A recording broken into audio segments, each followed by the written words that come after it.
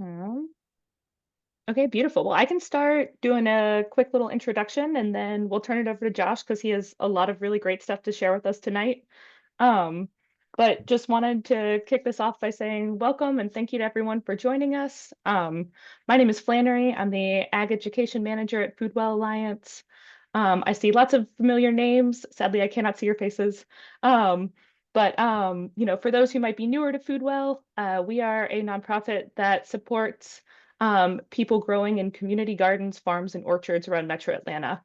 And we have a variety of resources to support people who are growing food in community. And then we also have some resources to help connect people to the local food movement, to food that's growing in Atlanta, and to learn more and grow their own food. For about 15 years, there's been an orchard project running in Atlanta, planting fruit and nut tree community orchards around the city.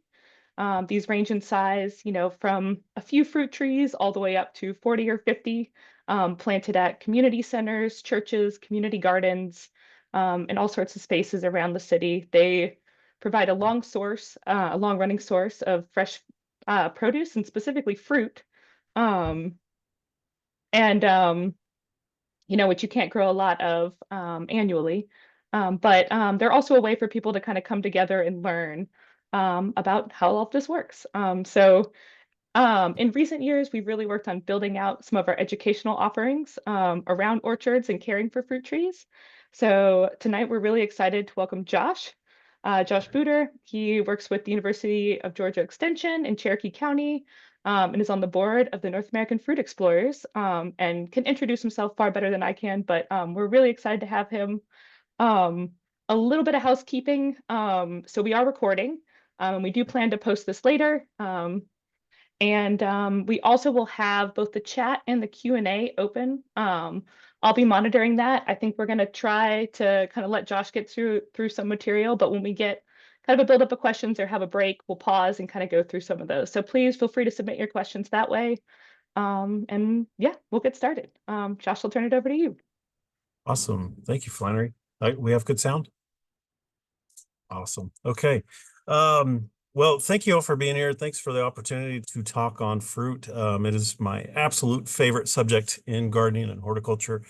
And it's really something I got started in as a kid with a grandparent who had fruit trees in his yard. So hopefully you all have children in your life somewhere, your neighborhood, and fruit to me is a great way to get them interested in just good food, gardening, and all of those sorts of things. Because I probably would not be here today if Grandpa didn't have currants and a fig tree and all of these things. So I'm glad you're here, and I'm glad to share what I've learned. So I got to Atlanta in 2013 and started with the Southeast Hort Society, actually the Good Sam Farm next to Foodwell.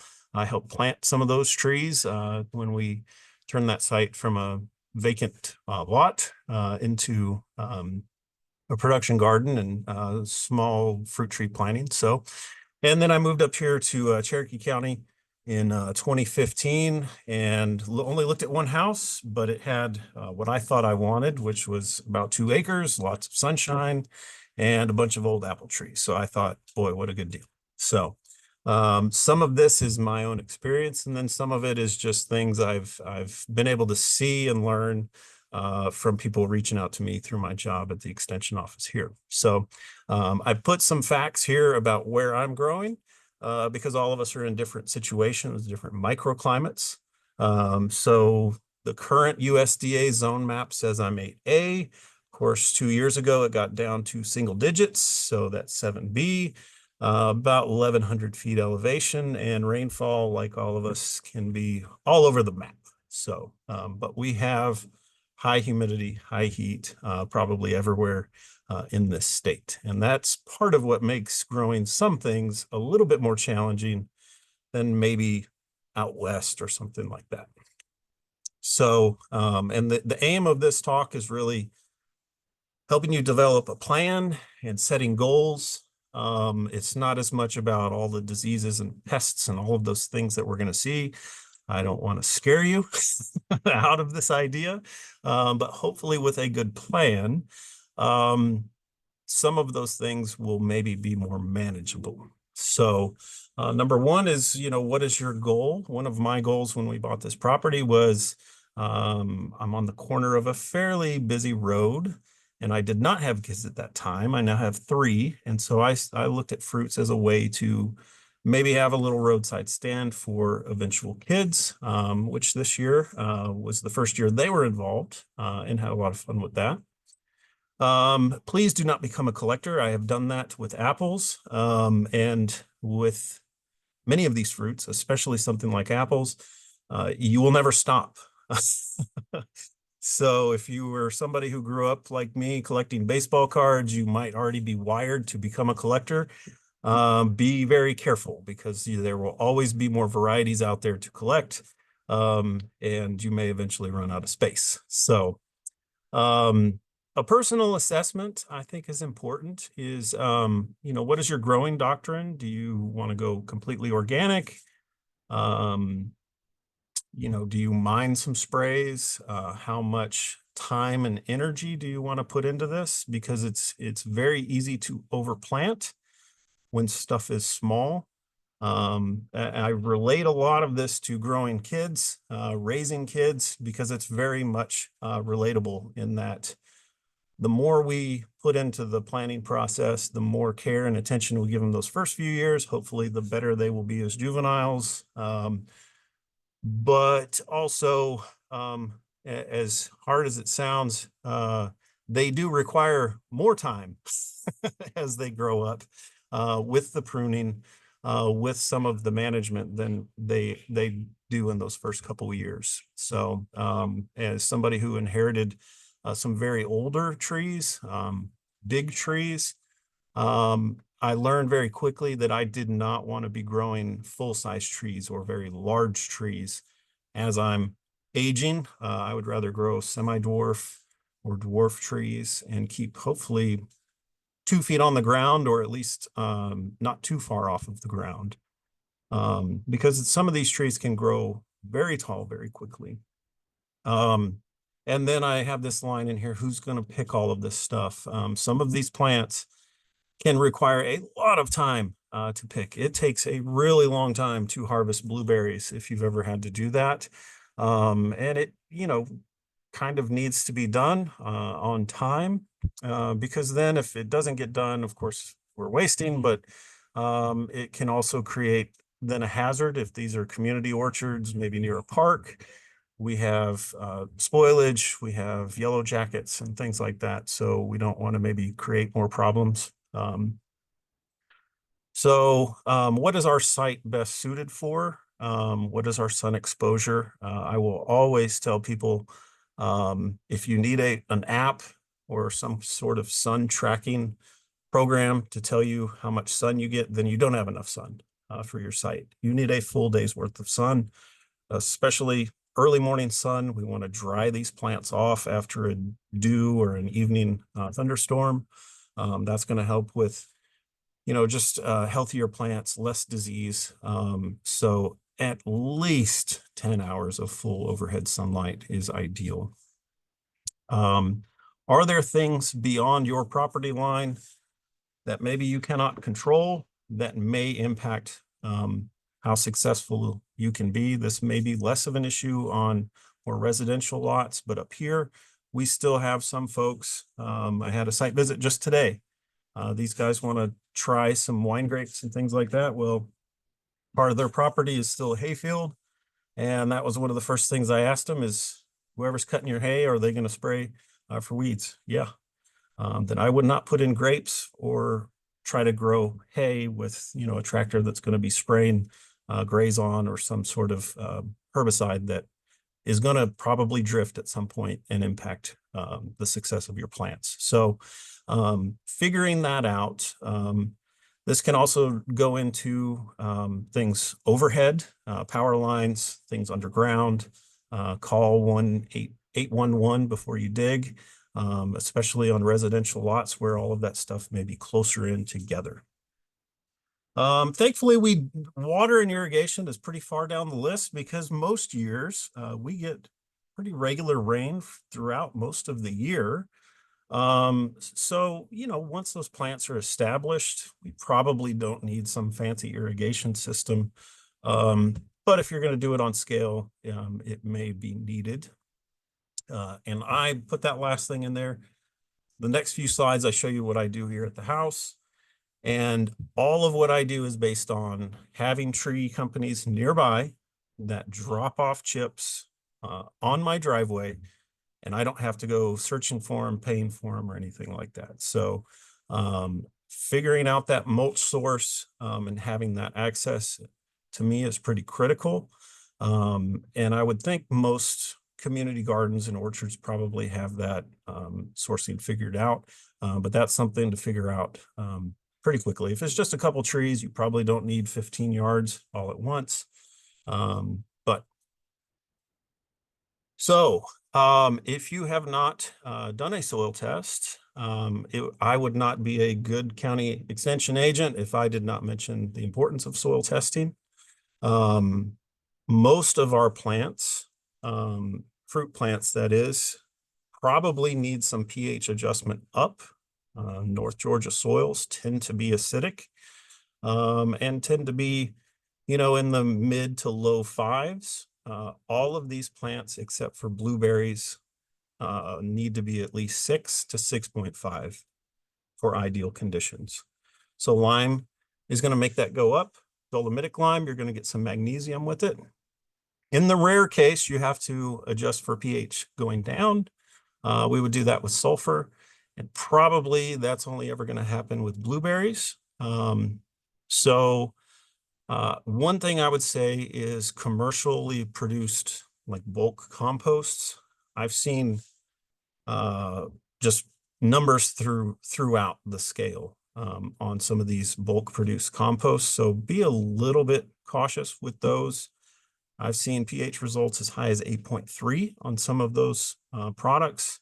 I think that's how it's produced in those commercial facilities. There's odors, there's urea. So they are probably liming that to combat that odor. So just because it's nice, good looking, dark, crumbly material, you don't know exactly what's in there as far as nutrients and especially the pH. And of course, we would never want to use that type material, compost, around blueberries. That's going to add nutrients and probably going to increase pH to a point where blueberries are not going to thrive. So something better for blueberries would be just like a soil conditioner. Usually you can buy that bagged. That's going to have low pH and almost no nutrients. It's just helping improve the tilth of the soil and the organic matter of soil, which is absolutely what blueberries need. So, and just know, hopefully you have time and you can do this soil test maybe 6 months in advance of ordering trees or planning to plant trees. So you can then take action, adjust pH if you need to, because this is going to take time for that sulfur or lime to activate and actually start changing the pH. And we really have only one shot to affect the pH in the root zone.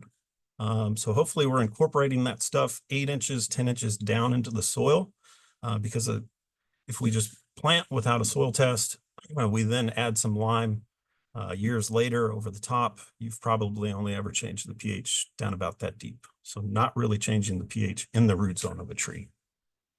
So, all right, so here's what I've done over the years here at the house. So it is 2 kind of longer acres. This is north, whoops. And when I got here, you could kind of see some of these big old trees, 30 something feet tall, a few down here.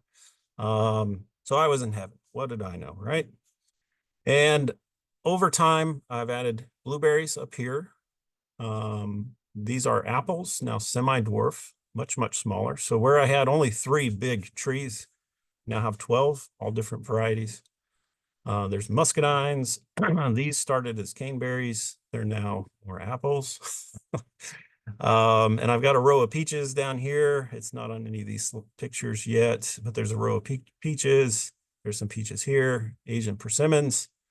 And I think that's most of it at this point. This is another trellis. That's all apples. That's muscadines there. So this is probably the highest point, and it's probably about 20 feet higher than the lowest point down here. So again, it all kind of drains. It all faces the south. So decent airflow, and you can see full sun exposure. So if you learn nothing else from this talk on fruit, know that chill hours is what we are concerned about when we are choosing varieties for our zone. It's not hardiness zones. Most of these plants are hardy to zone 7. We can grow a peach in Florida, and we can grow a peach in upstate New York. They're probably all hardy and not going to be killed by a freeze when they're dormant. We are concerned about fruit. We're not concerned about just growing plants for the sake of growing plants. Chill hours is what determines when they wake up in the spring and start to bloom. There are a lot of websites out there. A lot of them show maps that look like these cool stripes with different colors.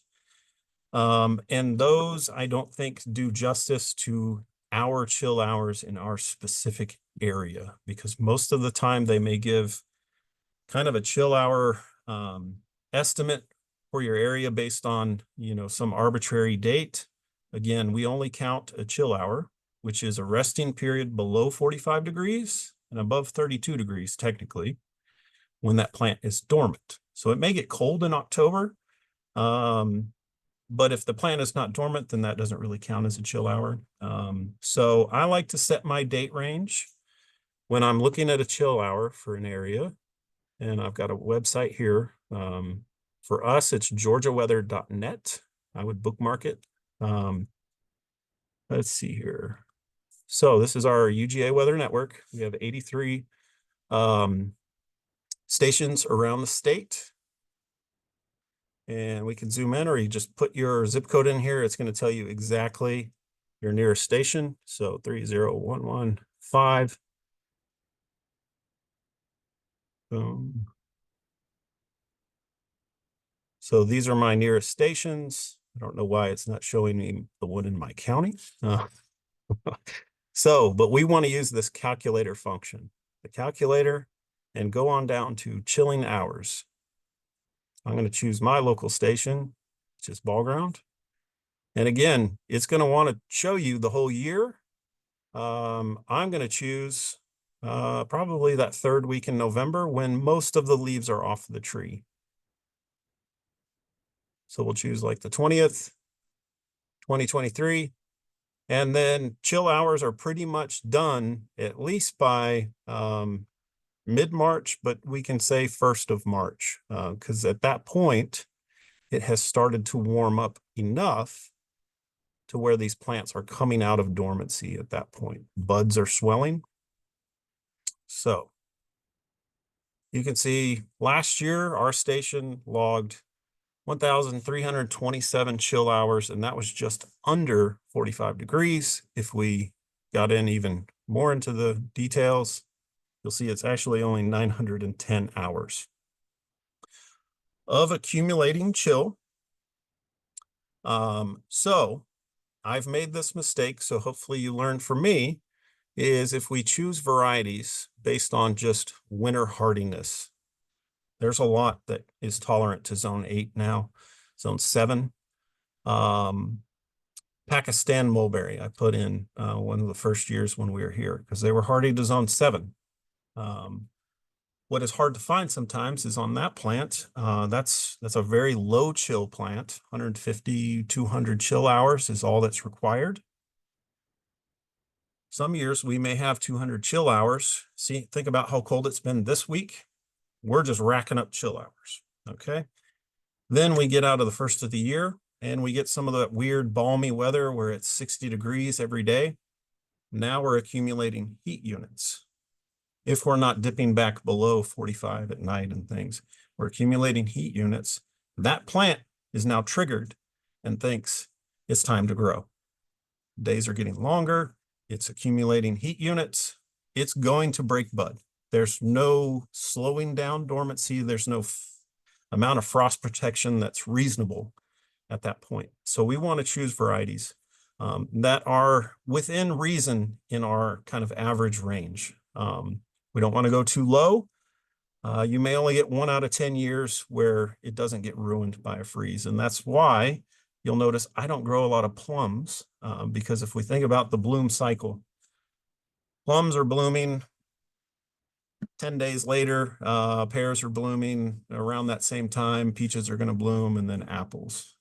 So I pretty much avoid plums because most years they're blooming, even in my area, February, end of February, if not early March. And in most of the years, there's going to be a freeze that ruins those. So, and this is all based on these plants' chill requirements.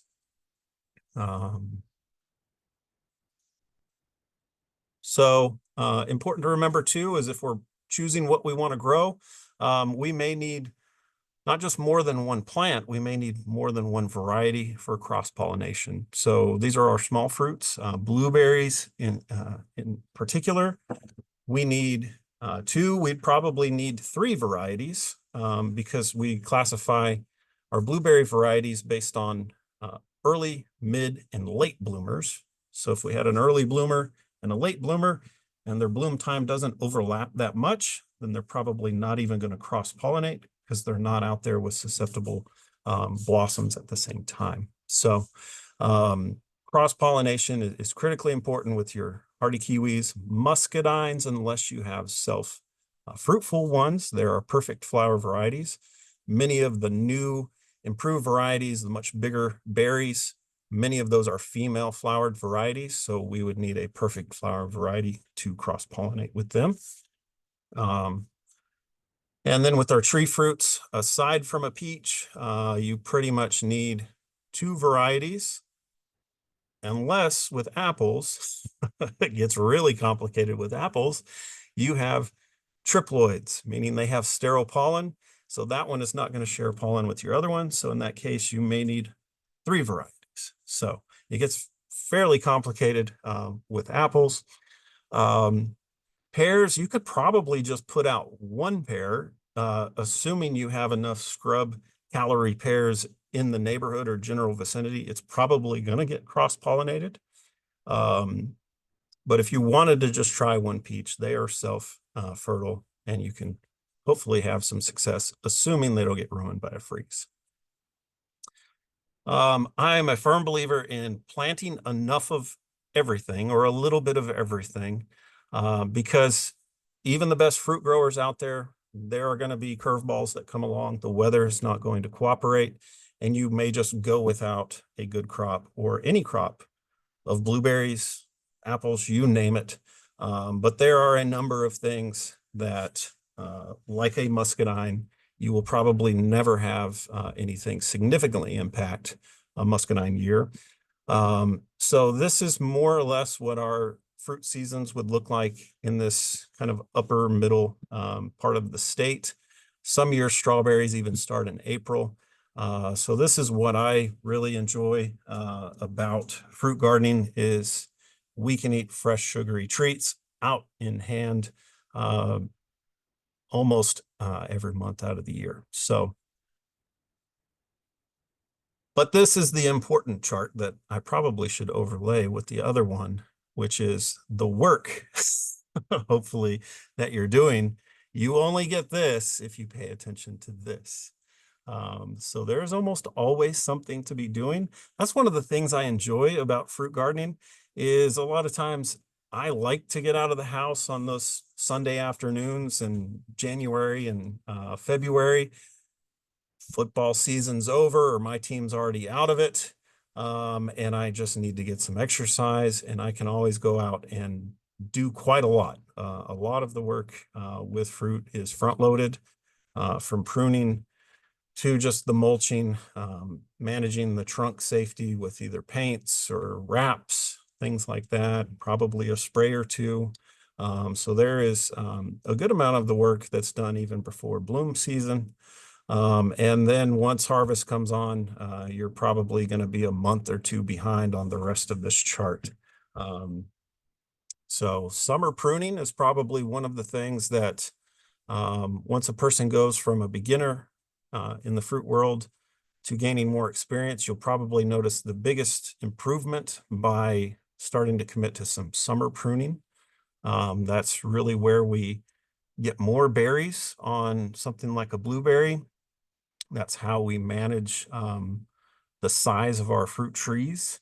If we think about the plant's response to only ever dormant pruning, we're only just re-energizing that plant, growing more vegetation, sometimes at the sacrifice of fruit. And summer pruning is where we help to control the size of that tree. So how much to plant? This is expected yield. You'll notice an apple can vary from 1 to 15 bushels, and that's all based on the rootstock, which is going to determine the mature size of that tree. We don't have a silver bullet. I wish we did on what's going to be the best. It's all based on kind of grower conditions, grower goals, and site conditions. So a semi-dwarf is probably the best choice for most of us in that for the most part, it probably doesn't need permanent support, but it's going to give us some size reduction.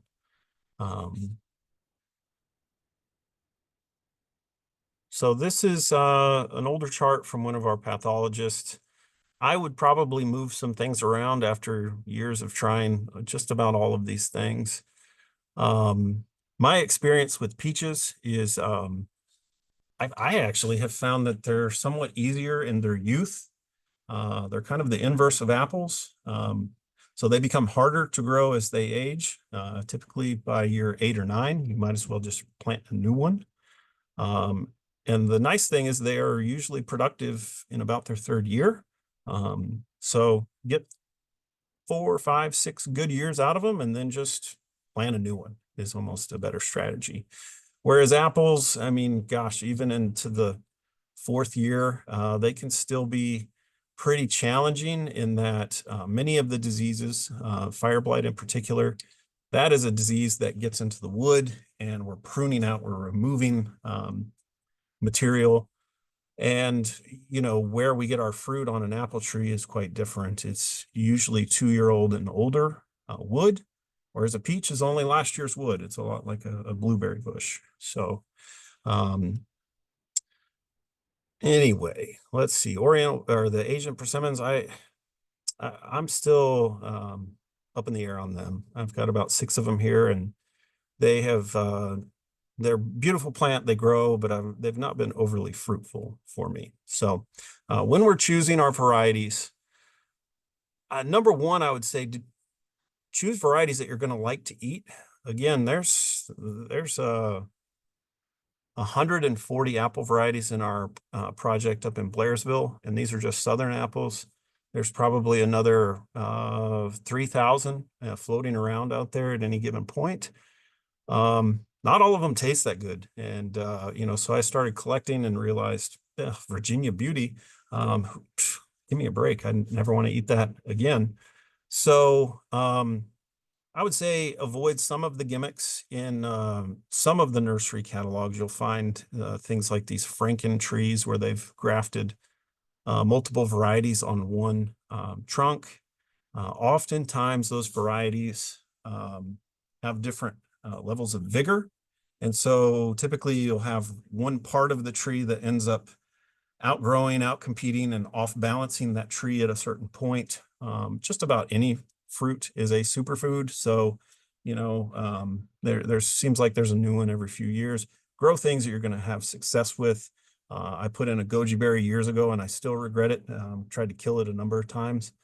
So, you know, avoid some of those gimmicks if you can. And know the well adapted, that's probably a weed like the goji berry was for me. They're going to put names and descriptions on these things to help you buy the plant. They're oftentimes not going to tell you the truth. So, you know, moderately juicy means it's probably not juicy at all, because otherwise they would just say, boy, it's, incredibly juicy. It's normal. And if you have the ability, you know, you might want to trial something before you put in 10 of them if you can. So, and I've learned that even with rootstocks. I've had some incompatibility issues with some of my apples just not thriving on a rootstock that should have produced a semi-dwarf tree. So some Oh, of the tools out there. Sorry, do we have a question? we have a question. I think fits really well Okay. with this one. Thank you, Josh. Okay, so we had a question about like when you're considering varieties and what you want, where do you recommend getting fruit trees or vines from? Um, I like nurseries that are fruit nurseries. I would say if you can, nothing against the big box stores, but they're probably just selling things for like the whole state of Georgia or the whole Southeast region. And when it comes to chill hours, there's a Georgia-based online nursery that they have plants labeled as like apples for the South. And some of those apples are like 150 chill hour apples, Dorset Golden. That's one you'd grow in Valdosta. That's not one you'd grow anywhere north of Macon. So yeah, try to find some of those nurseries that focus hopefully largely on fruits.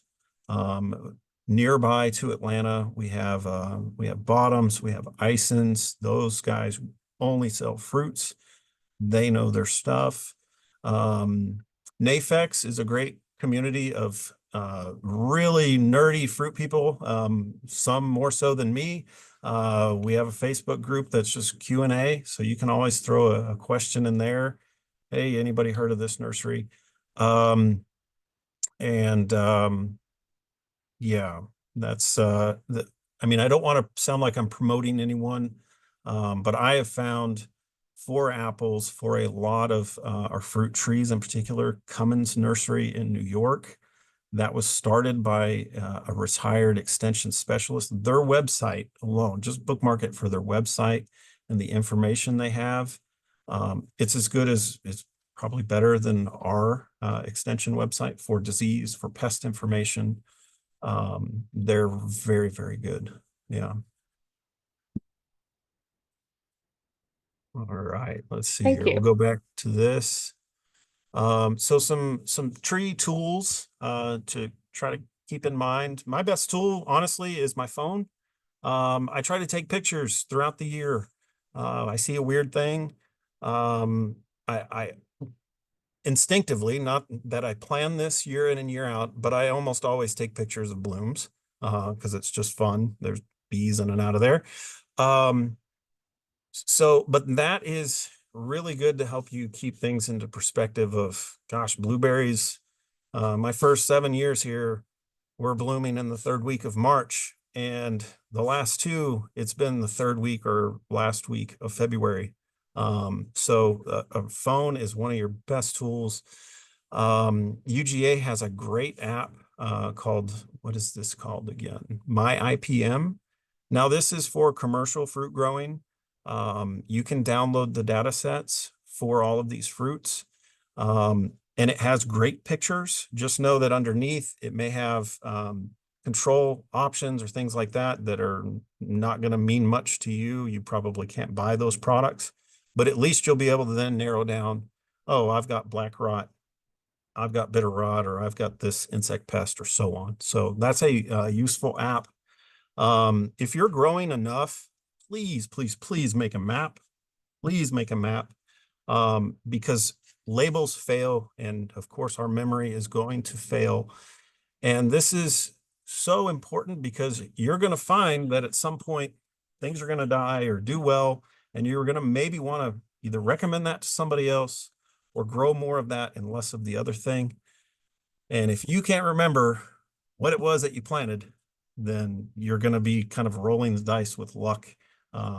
So write it down somewhere, make an Excel sheet, and maybe the year that you planted it, some of those things, because man, it comes in handy. I was visiting a local grower last year, and he's not really a grower, he's just a hobbyist. He has about 20 blueberry bushes, and we're walking around, and there's no rhyme or reason in his blueberry patch. He had like 3 rows. of why some varieties or why some plants were successful and doing well and why others were just still struggling after 4 or 5 years. It would make sense to me if it was just one row or if it was the ends of the rows, but again, it was just random throughout all 3 rows. And to me, that means it's a variety issue.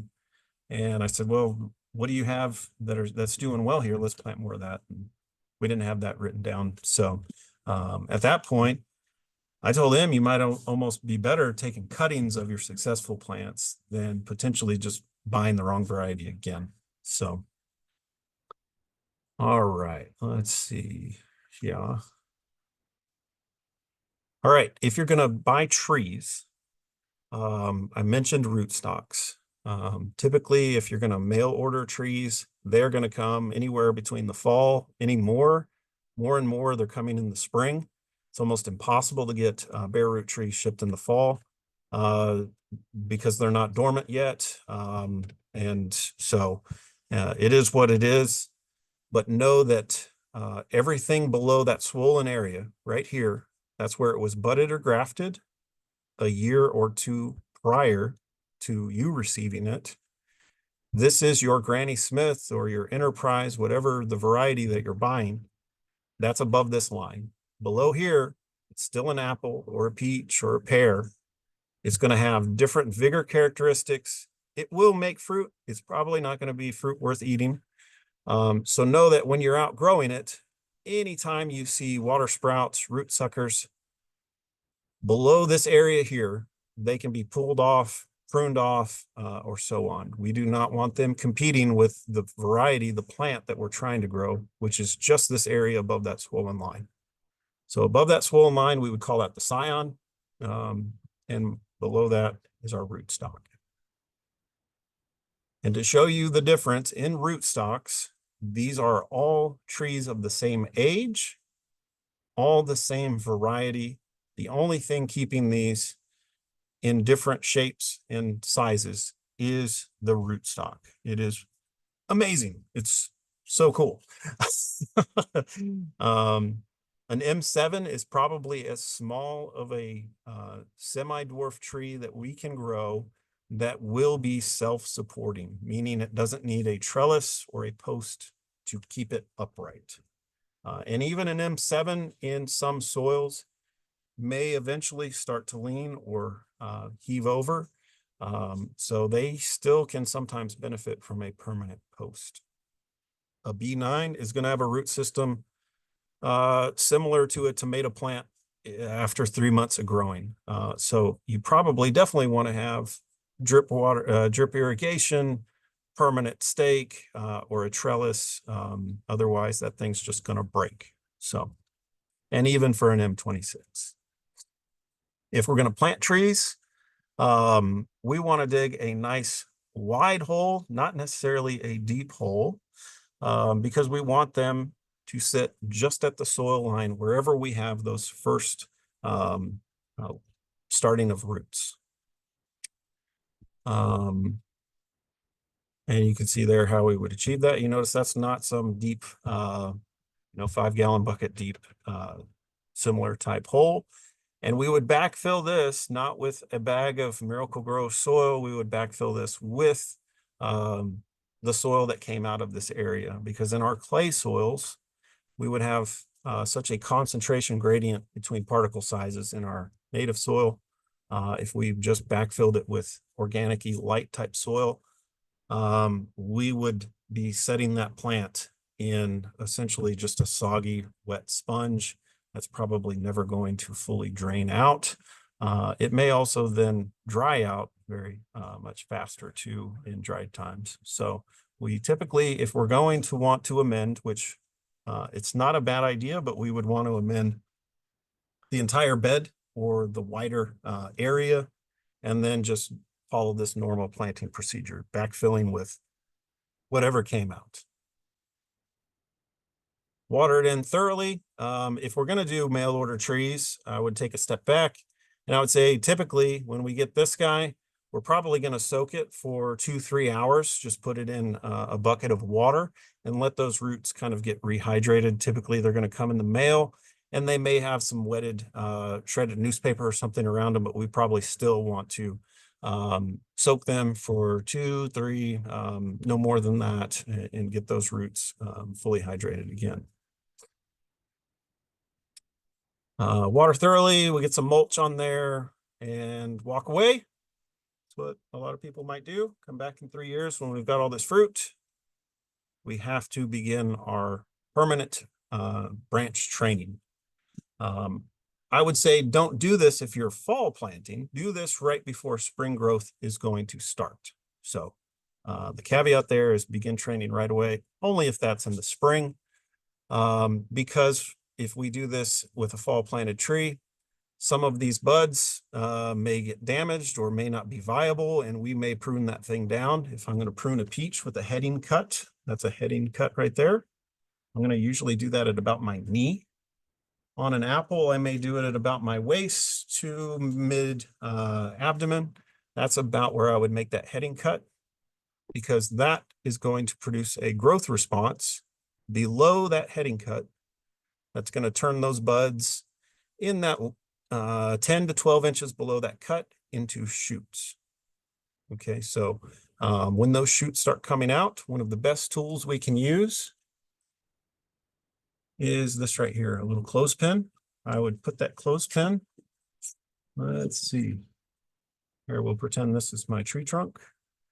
I have a bud here. I would put that clothespin just above that bud, so that bud is kind of forced to go out.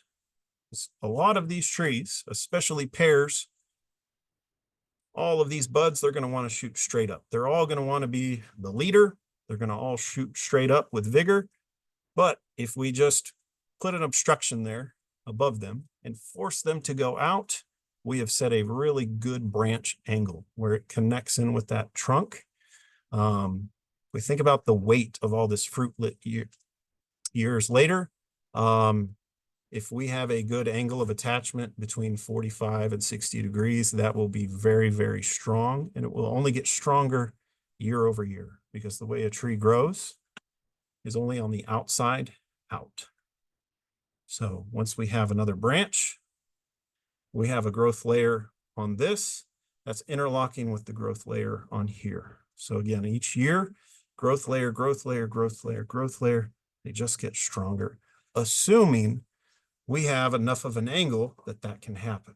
If this is like this, then those growth layers start to push this apart, and then the trees break. And that's why we see all of the driveway planted Bradford pears just fall apart. Rainy days, windy days, icy days, sunny days, doesn't matter, because that tree is what's creating that force at a certain point. So fast forward a year later, I love tree pruning. This is not a class about tree pruning, but this is critically important in that first year, because once we understand how a tree is going to respond to our action, we can kind of see into the future, if you will. So this guy made a heading cut somewhere around here the year prior. Below that heading cut, he got a continuation of a leader, which is ideal with an apple or a pear, probably even a plum. And he got 5 scaffold branches with nice wide angles. Job well done. This is perfect. As this tree grows out another 2 or 3 years, I would say this is probably too many scaffolds, because the goal is we're not really carrying fruit on the scaffold. We're going to then have secondary branches that are then going to then have our fruit. This is about holding up weight. But in that first year, 2, 3 years after, we can probably get by with this many scaffolds, but eventually they're going to crowd into themselves. So that second year, we're going to make another heading cut and grow more branches here. And for most of us, that's really as high as we want to be going up. So this is a central leader, which is working to the natural characteristics of an apple, a pear, and a plum. With a peach tree, we typically form them more in just an open vase. So we don't continue on with this leader in the middle. we get good branches here. And because they are naturally kind of excurrent, they grow out, we can maintain that form pretty easily on a peach tree or nectarine. And this is like what I showed earlier. This is why we want to have that good branch angle, because this is what will occur if we don't put that clothespin in there or use some further limb training later on. And that will eventually split. Sometimes with fruit weight, sometimes just because the growth layers, you get included bark and you get rot starting in there, just what trees do. So in years 2 and 3, we may want to either tie limbs down or use branch spreaders. If you have time, I think tying limbs down is probably a better way to train limbs. It takes a little more time to do that. You can see where we're doing that here. The challenge with limb spreaders is they pop out. So, you know, you come back after a windy day and you got to reattach your limb spreaders. This is a type that is actually tacked in with a thin little nail. So I guess you could do that. But eventually you're going to have fruit weight on here. The most important thing is the angle of attachment. We don't have to necessarily continue pulling limbs down because eventually you'll have fruit weight, and that fruit weight will bring those limbs down. So, and this is done, all of this training of limbs is done with dormant pruning cuts and not summertime pruning cuts. Because we have that vigorous growth response, we can anticipate, you know, good 10 inches below that cut to produce shoots. A summer pruning cut, however, you can see, this is one of my early trees here when I was replacing. Summer pruning cut, look here, I only got 2 shoots, whereas a dormant pruning cut would have yielded 15 or 20 shoots out of all of these buds. So that's where it's important to remember is summer pruning allows us to keep our trees manageable, remove material without just then growing more vegetative material. So summer pruning is critical, but the goals are different. Here are some of those branch spreaders that you'll get as a community orchard manager. I tried some weights and you got to go a little bit slow on the weights, I found, because that branch has some decent amount of elasticity when you first attach them, and then you come out a day later and maybe the whole branch has broken off. So one hobby fruit grower friend of mine, he uses actually just recycled water bottles, like 20 ounce. And so he can always go add a little bit more water in if, you know, it still needs a little bit more weight. So assuming you live in an area without an HOA or nosy neighbors, you probably are better off just using small water bottles. Tree guards can be important, especially on these younger trees. So that bark layer is very, very thin, and we can get sun scald, or we can get what's called southwest injury. So it's on actually days like today, more so in the spring, where it gets very cold, freezing at night, and then it's a full sun day. And the side of that tree that's being exposed to that warming sun, it's not necessarily that it then warms up to a warm day, but it's the warming sun on that one side will break those cells, and you'll end up with a big wound on typically that south or southwest side of the tree. You see it on maple trees a lot too, again, because of the thinner bark. So these type wraps help to prevent that, or like what our predecessors would have done maybe 50 or 75 years ago, which is more or less just whitewash your trunk. So I do that because I don't want to go in and put something on and then have to remove it in the spring, because typically these tree wraps, you would remove them. So I use just indoor latex paint. We don't want outdoor stuff with, it might have fungicides or something like that. So it probably does need to be reapplied maybe every second year. But eventually, once that tree has enough kind of thickness to its bark, it is less prone to that southwest injury. So you probably only need to do it for the first, you know, year to 5 years of that tree's life. Um, let's see. Hey, Josh, we had a couple questions about pruning. Um, Okay. cool. Someone wanted to know how long after planting should you do the heading cut? How long after planting? We would want to do this heading cut just before spring growth starts. That's the goal. I don't know when we're gonna get our plants and plant them. But as long as we do that heading cut before spring growth, that kind of swelling of buds and push of growth, we're in good shape. Cool. And then we had another question. Um, it said, if you have any information about container lemons and pruning lower branches on them. Uh, um, so don't let my background fool you. I have a couple of lemons back here, but I consider those indoor plants, and I don't really talk house plants. Um, yeah, this is all stuff we grow outdoors. Lower limbs on a lemon. I mean, I guess I've done that on my couple citrus plants here just to kind of lift them up some. But I am by no means a citrus expert on that at all.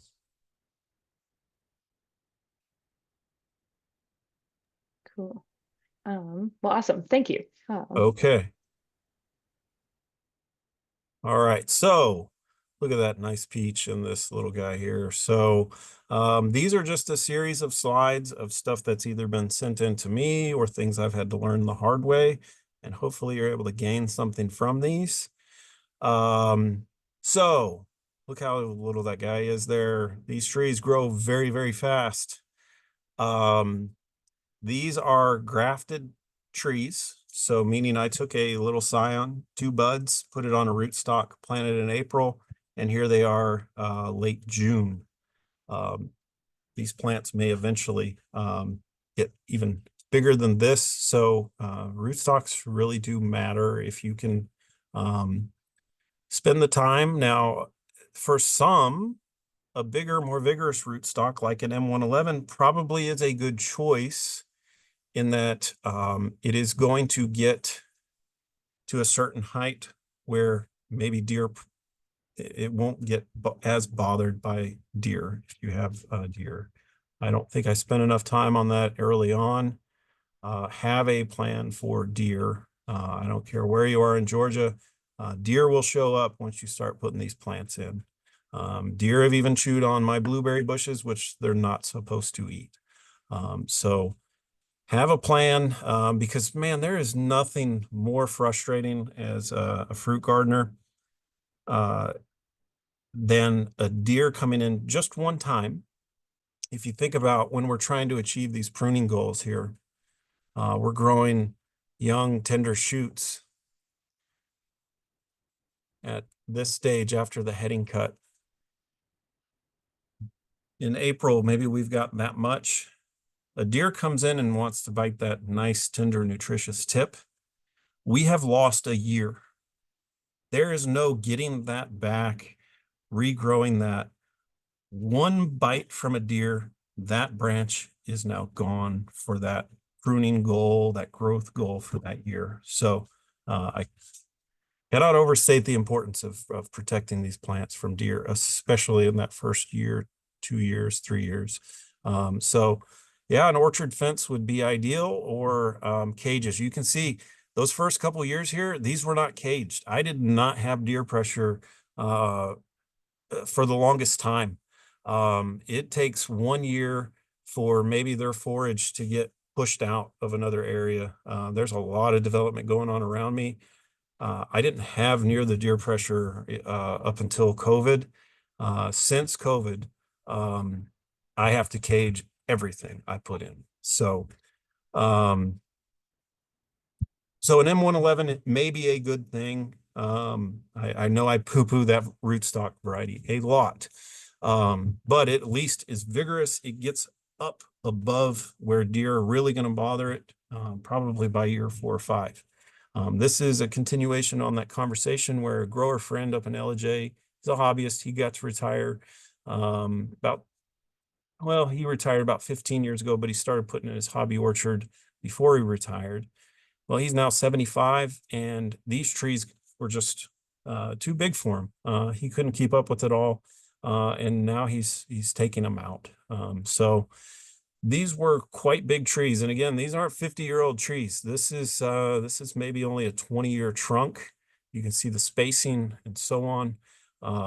So again, just try to think about where you're going to be in 5 years or 10 years or maybe even 20 years. Whereas these are full dwarf trees. Look at all these apples on them. Permanent post and just jammed in there. Probably got as much or more fruit on this one row than he was doing on one of these rows with a whole lot more branch area. So this is another way to grow high density, if you will. So a good permanent trellis. Trees planted about every 5 feet apart. And the thing I loved about this was first year. I think I helped him prune second or third year when these were much bigger, filled the entire space. The two of us, we were done in 3 hours. That was really, really nice. So here's another example of where just no plan came apart, literally. So this guy impulse buy a pear at the checkout line, put it in. He told me this was only 6 years old. So it gives you a sense of just how vigorous something like a pear is going to be. This is the second story of a deck. Sometimes we think about frost as being the enemy, but frost on something like a peach or a pear can actually be one of your best tools. If we think about a peach, it only needs 10% of the blossoms to set a full crop. Very rarely are you going to have 100% of your blossoms ruined because of a frost. It may be one of the best things that happens to you that year is to get a light frost and lose half of your blossoms. That did not happen this year on this pear, and you can see that weight just rip this tree apart.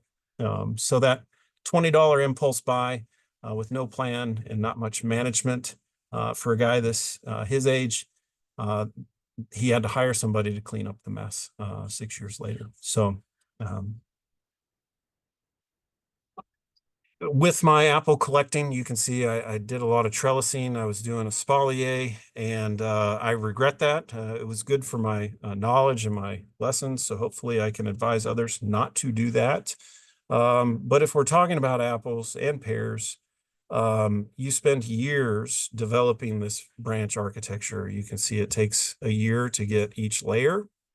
And then you have a disease like fire blight come in that is a bacterial disease and is going to ooze and infect as it oozes down. I prune that out. I prune it out here. I don't get a replacement branch because the top of the plant is already up here at this point. So for most of these trees, semi-dwarf with some vigor so you can outgrow your problems through pruning is really the best way. Best way to kill a tree here. This was on a site visit. So the deer cage here was not always here, obviously. This is not a rodent chewing, which a rodent chewing can do this, but this was just a weed eater. So try to not have grass around your trees. I'd rather see weeds around a tree trunk than risk of girdling it with a string trimmer. So here's another one. This is a community orchard project down in Cobb. Obviously no year in and year out branch training, management, maintenance, plant it and walk away, which is what a lot of hobbyists or attempted hobbyists tend to do. They don't pay attention to that development of the architecture. This was a pear, and you can see, look at all of these shoots. So these are the root suckers, probably maybe only a year or two worth of growth, completely outgrowing the original tree. This was an apple on this side, all sorts of stuff. So spend some time with them as if you're, raising a kid, put them off on a good path, and it will make things a lot easier. Nice, I'm talking. And after pruning, I find the biggest sticking point with the hobbyist is fear of pruning, but then after that, it's fear of thinning. These plants have to be pruned. And they also generally have to be thinned. And boy, is this just a mental block. It's like, I can't remove this fruit. It's going to be great, but it needs to be done. And I would say we have to remove all fruit, especially on something like an apple. In that first year, 2 years, they sometimes will want to set fruit on a 2 or 3 year old tree. You're going to get a far better growth, development of your branches, and more yield in another year if you remove every single one of those young little fruitlets in year 2, 3, maybe even 4. Um, it's hard to do because you want to taste that new variety or that fruit for the first time. But even just leaving 1 or 2 on that tree early in its life is going to mean sacrificing that much more fruit later on. So you can see in a cluster of pears and apples, you're generally going to have 5 fruits in that one bud. If they all get pollinated and everything happens as it should. So generally we want to thin to just 1 fruit. And I tell people hang loose Hawaii is a good reference. About every 8 inches on a branch. This is both for weight, this is for fruit quality, and this is really about just physiology of the plant. For peaches, for apples, and pears, you need about 25 leaves to properly develop a fruit and ripen a fruit. And in most trees, if they're healthy, in about a hand's area on a branch, you should have hopefully about 20 or 25 leaves in that area. With apples in particular, they tend to, many varieties want to be biennial, meaning they have a fruitful year, and then they have a year where they're either don't produce anything or it's a half a crop or something like that. That is about the plant's goals versus your goals. The plant is trying to make seeds, doesn't care about fruit quality, doesn't care if it tastes good. It is reproducing and it's using plant hormones to make seeds. So we may see 5 fruits here in this cluster. That plant sees, let's see, 50 seeds right in here. So it's making 50 seeds. It's making another 30 seeds here. That same hormone that goes into seed development is also needed for bud development, which actually happens. The buds for next season are being set in the first month and a half after fruit set. So your buds, the success of next year's crop, are really about May. They're not about what happens in July and August and September or what you do in pruning season the following spring. They're all happening in May right there. And this is part of the challenge in fruit growing is you can have a bad year 1 year and it can actually then translate into a bad year the following year. So this was a peach this year. We actually had a pretty good, overall, we had a great fruit year this year. Any year we don't get rain for most of the summer, we're like in California. That is ideal fruit growing conditions because we don't have as much disease pressure. So back at the end of June this year, peach didn't produce at all last year, but it's gone wild. Look at all this. They were using a bar stool to hold up these limbs. And I had told her before I got in the picture, I said, well, you probably need to thin. Oh, no, I already did that. I did it enough. Even after she removed 5-gallon buckets worth of fruits, you can see we got way too much fruit on here. There's fruits touching. One of the challenges, especially in a year where we don't get a frost, is you probably can't thin enough. Even I did not thin enough. One of the other challenges with stone fruits, this was from this year. And again, when we had some of the better growing conditions for fruit quality we've had since 2016, because it was dry. But my neighbor down the road here, my peach tree was loaded. And now this, what's the problem? So this is our primary disease on peaches. And this really only starts to manifest as the sugars are coming on. So we think we're okay. We think, oh, I don't need to spray. I'm fine. The window for spraying this was actually back at bloom. We could have put some sulfur out.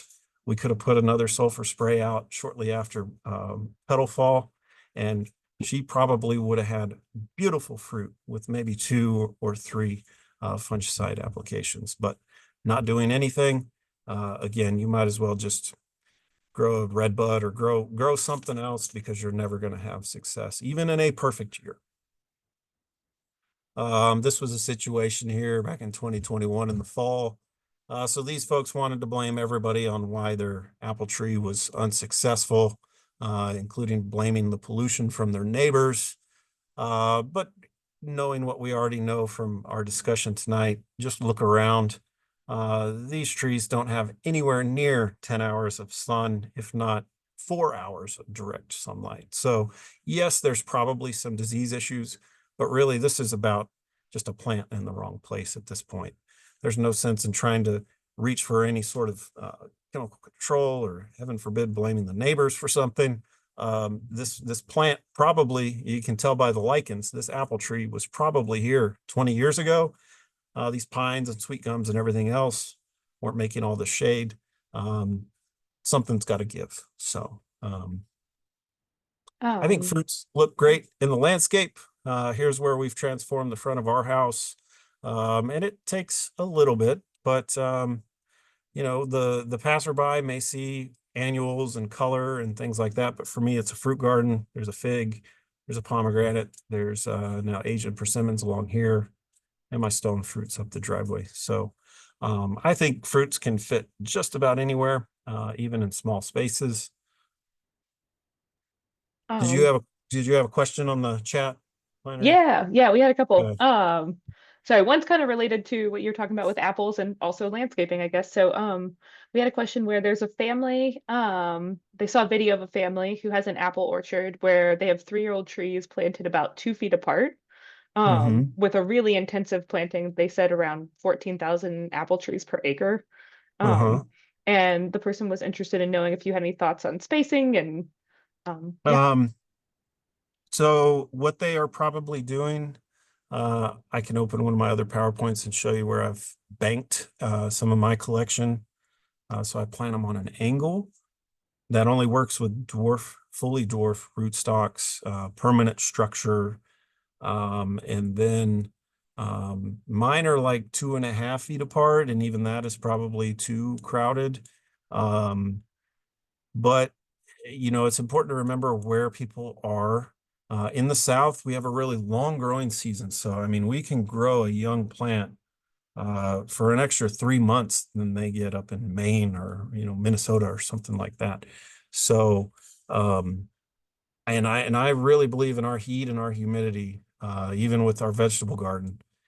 Just because it says you can put it at 18 inches or 3 feet, you're probably going to do better giving it 50% more if you can, just for more air and light exposure, less disease pressure if you can. But yeah, your material cost for an orchard like that, it may be productive per square inch or per you know, acre. But man, your upfront costs are intense because you're having to buy that many more trees. Your trellis construction, you gotta put a lot more in. I would say if you're interested in learning how to grow plants from the very beginning, I do a grafting class every spring. And so I'll bring in rootstocks, teach people how to graft, and then hands-on grafting.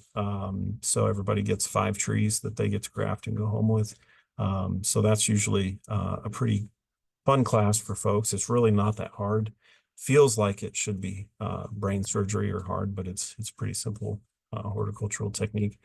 Was there another question other than the high density growing? Thank you for that. And yes, okay. We had a question. Can you share any tips on caring for pomegranates or olive trees? Pomegranates or olives? I don't know olives that well.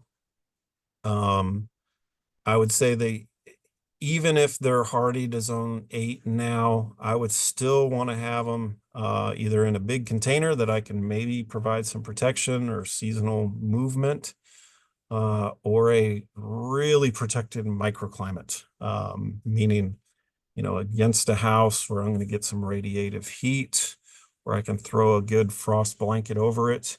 And as long as you're willing to potentially lose that plant in the 1 out of 20 years we have snowpocalypse or something.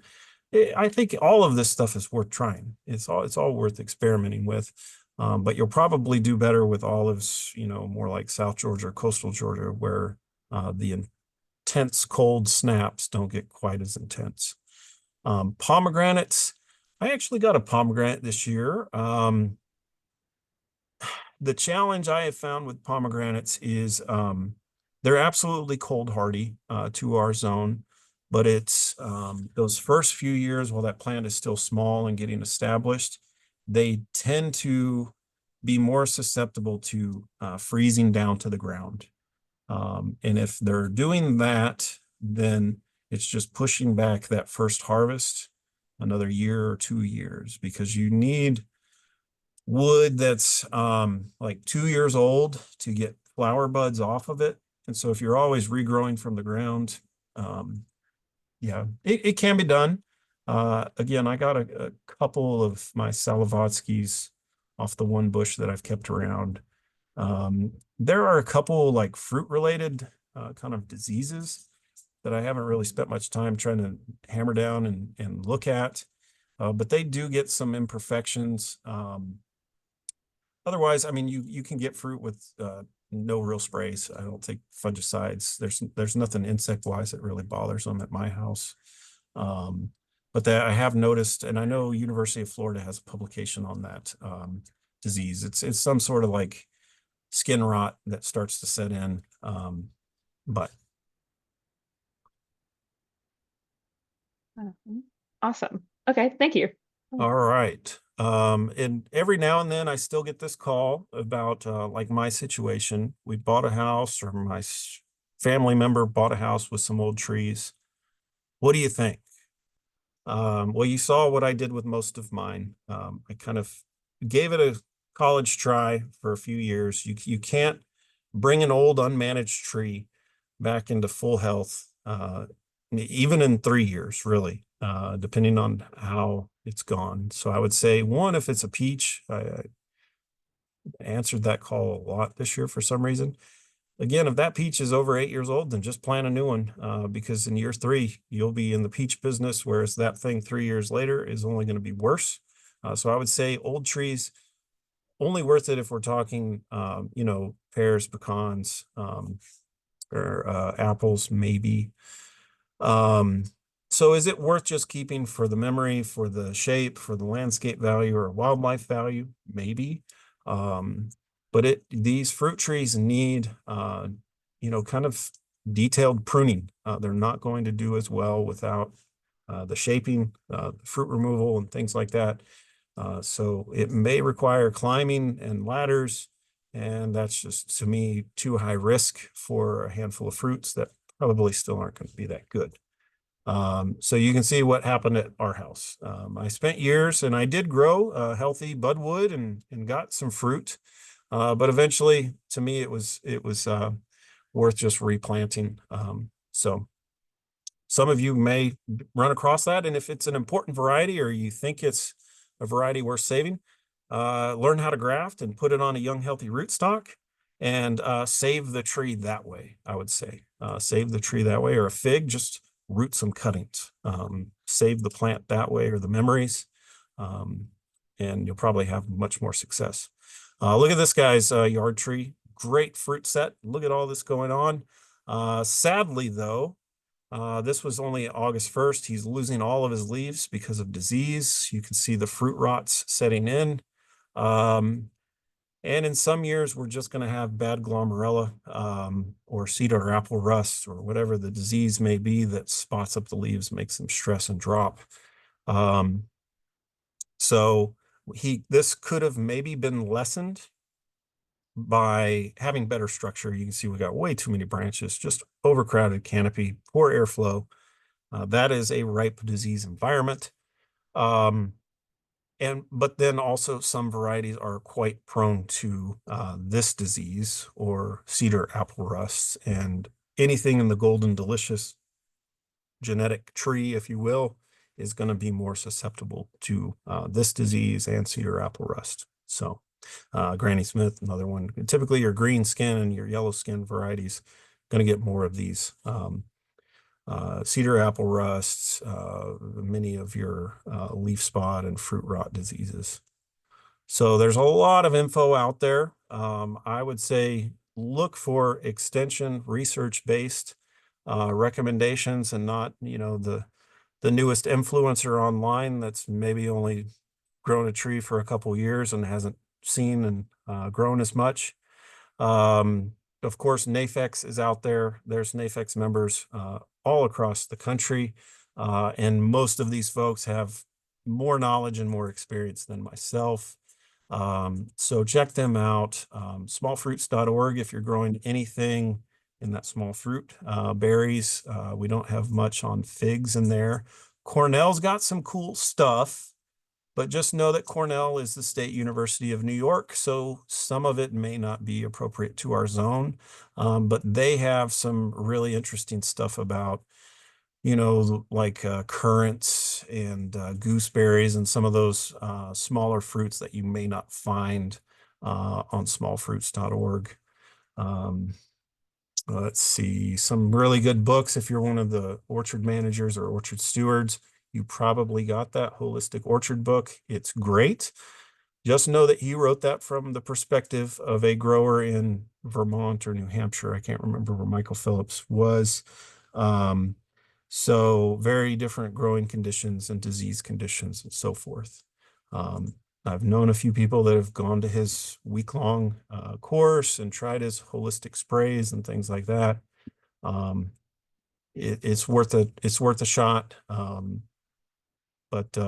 then there's all sorts of really nerdy disease books, insect books. These get pretty expensive. So I'm always glad to hear from you guys. Shoot me a picture and a little bit of background, and I can pull out my set of these books and help you figure out what you've got and how it might be prevented this year or next year. And otherwise, I think that's the end. Oh, well, beautiful. Thank you, Josh. That was really great. Do you have time for a couple more questions? Absolutely. I can talk fruit all night as long as you guys want to listen. I don't want to bore anyone or wear anybody out here. Well, cool. Well, cool. Well, thank you. Okay, so we had a question. They said that they've lost 3 pear trees in the last season due to blight. Yeah. And is there a way to avoid blight with pear trees during initial install? Um, no, unfortunately. The variety matters. So we do have degrees of resistance. Know that with fire blight, all pomes, all apples and pears will get fire blight. It's just how fast it moves in the cambium of that plant. So your resistant varieties, you may get a strike, and it may mean that after 2 weeks, it's only an 8 foot or 8 inch long strike. Whereas in a highly susceptible variety, it may mean that that same amount of time took out 3 feet worth of branch. That's all we say with resistance. Some years are quite worse. And it's usually based on one kind of carryover disease. So know with just good plant management, good fall cleanup, good winter cleanup, with pruning. One of the best tools is a spray bottle with isopropyl alcohol. We want to sterilize our tools. We want to start with clean tools. You can't sterilize dirty tools. So we always clean them. We always have nice sharp tools, so we're making good clean cuts. You wouldn't go in for surgery with nicked up scalpels. We wouldn't want to use nicked up pruners. So good sharp tools, sanitized. And really, if we're talking disease, we're pruning that out and we're sanitizing between cuts, not between plants or between pruning times. We're actually sanitizing between each cut on that same plant. And really, and I try to do this when I know I have active disease. Maybe I'm out pruning it in June. I'm trying to even spray my offhand with isopropyl because I can move that pathogen around on myself. That is a disease that when it's active, And why it's so hard to control is it enters the plant oftentimes through the open blossom. That's a pathway into the plant, and the bees can carry around these bacterial cells. Um, so good variety selection is your only fighting chance, and then good sanitation. In years past, you saw that one picture there of the devastation on my espalier. I used to follow the extension recommendations, which was as soon as you see it, prune it out 10 inches below where you see it, because it moves down and it'll be deeper into the plant than where it's evidenced. So I used to really follow that. And that bad year in 2021, I did that. Spent the whole last weekend in April, whole weekend pruning out. Made a big bonfire, burned it all, like they say. 2 weeks later, I had just as much fire blight. And I said, I cannot do this anymore. So now my approach is a little different, and maybe not everyone can do this, but I just let it play out until fire blight window has kind of closed. Eventually, it's going to get so hot. Some years that may be mid-June. Fire blight isn't really active anymore. It needs kind of that 70s, low 80s and moisture. That's when it's really doing its business. Once it gets in the 90s, it's more or less done. That's when I go and prune it out, get it out of my orchard. You can't really do open burning at that point. But again, it's not really transferring over anymore. So, but I have the luxury of having enough out there. I don't have just invested in 2 plants that I really have to protect. So yeah, I have had no fire blight in my pears for 2 years straight. And I've had it in apples incredibly bad the last 2 years. So a lot of times it's when those conditions for fire blight come on, pears, because they bloom earlier, typically 7 to 10 days, that open blossom is no longer out, at least in my experience the last 2 years. That open blossom is no longer out. The window where fire blight becomes active is then in the apple window. The pear window is closed at that point, or less open. So yeah, I would wonder what the variety was. Some of our varieties are very much more susceptible. And maybe if we didn't prune out enough, maybe it stayed in the plant from the previous year, that could lead to a second bad year that way. Cool. Thank you. Okay, we have another question. This one's about blueberries. Uh-huh. So they were wondering, in terms of making the soil more acidic for blueberries, would you recommend using a soil acidifier or azalea fertilizer? That can work. I would say, have we done a soil test and know where we need to go first? But yes, if we need to go, then we can do it in a few different ways. Azalea fertilizer typically has that sulfur type material in there. Um, if we want to start with, like I mentioned, that soil conditioner material, that's usually just a mildly composted pine bark waste material from the timber industry. So it's the outer bark of those pine logs. So it's going to acidify. It's also going to make for a lighter clay soil.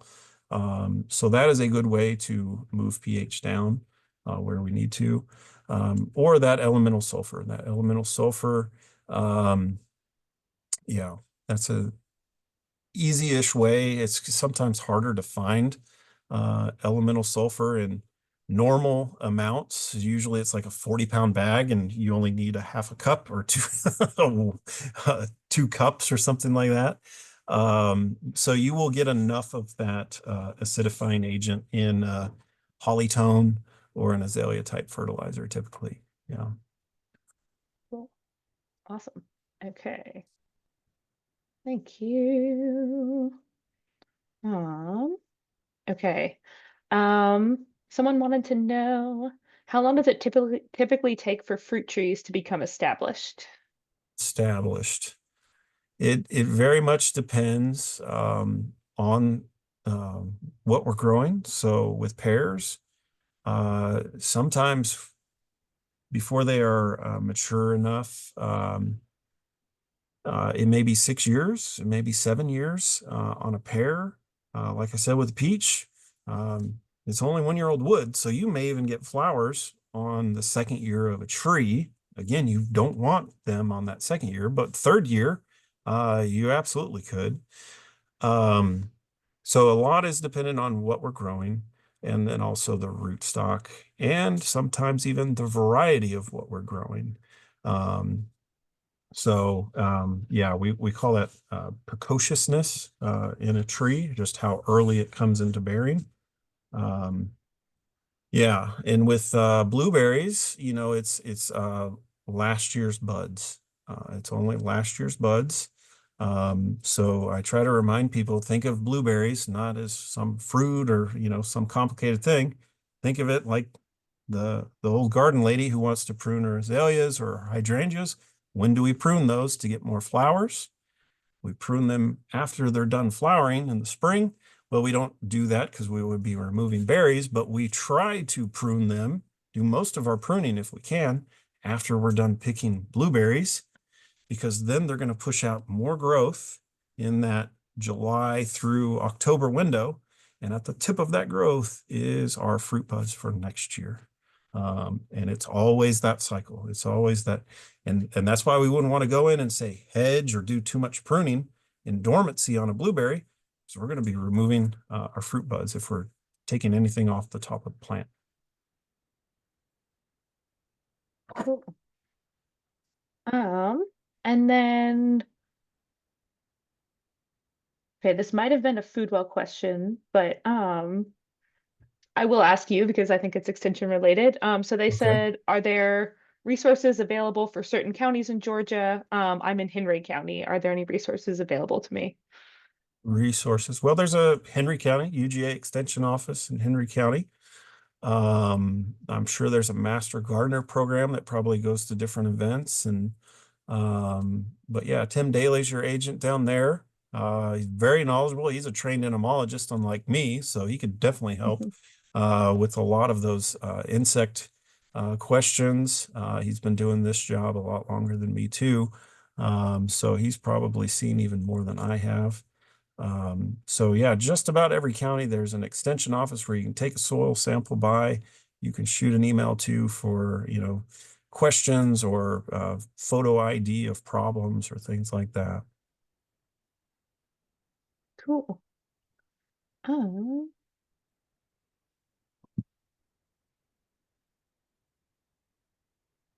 okay.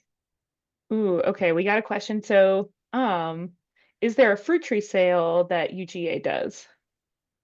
Um, no, a local office may do one as like a 4-H fundraiser, probably similar to what Foodwell does or Alfie does. But that would be the only thing. I've done them some years in the past. I know if you get, what is it, the Market Bulletin, the state Department of Ag publication, Morgan County seems to always be selling Vidalia onions and fruit trees in the spring. So aside from kind of your local office, um, no, we don't have like a nursery where we're growing plants and selling them that way. Cool. Well, that's good because we wouldn't want to compete with you, but I do want to put a plug in. So if you guys are interested, if anyone's interested in buying fruit trees and attending, more workshops on things like a deep dive into pruning, Foodwell does put on an annual fruit tree sale. This year it will be Saturday, February 15th from 10 to 1. We actually have pre-orders open now, so you can kind of browse and see what varieties we have and actually place an order or come shop day of. Mhm. But we'll make sure we send you guys that info just so you have it. But yeah, just wanted to put a plug in for that and not compete with UGA Extension. Yeah, Um, and optimal time to plant really is right in that window on through, assuming the plants are dormant, all the way into April. I don't really love planting containerized stock after it's, say, May and that material has already broken bud and started growing. But yeah, mid-February on through early April, perfect time to plant. You know. cool. Um, well, beautiful. Well, I think we're right at 7:30. And I think that might be the end of our questions. Um, and if one, first of all, thank you, Josh, so much. That was lovely.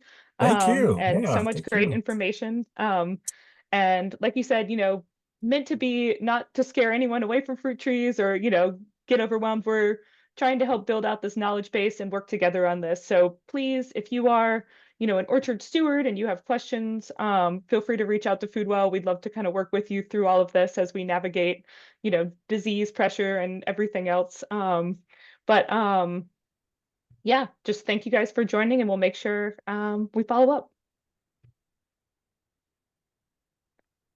Cool. And I will go ahead and end. Thank Awesome. you. All right. Thank you, Flannery. Good to see you. You too. All right. Have a good night.